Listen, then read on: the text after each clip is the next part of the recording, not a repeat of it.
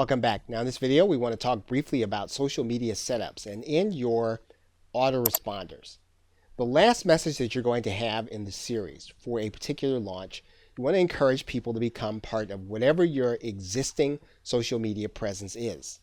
So if you have a presence on YouTube or Facebook or even Twitter, you want to encourage people in that last email to become part of your social media following or your community.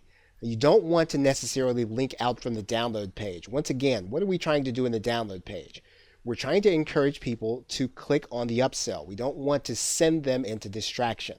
Now, this is almost certainly going to be a distraction. It's almost certainly going to lead to leakage. So we do want to encourage them to become part of our social media following because that does close up our funnel. But we want to leave that for last, and we want to put it inside of the follow-up if possible.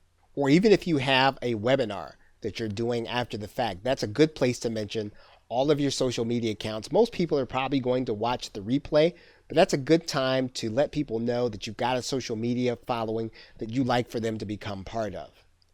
So with that, thanks, and I will see you in another video.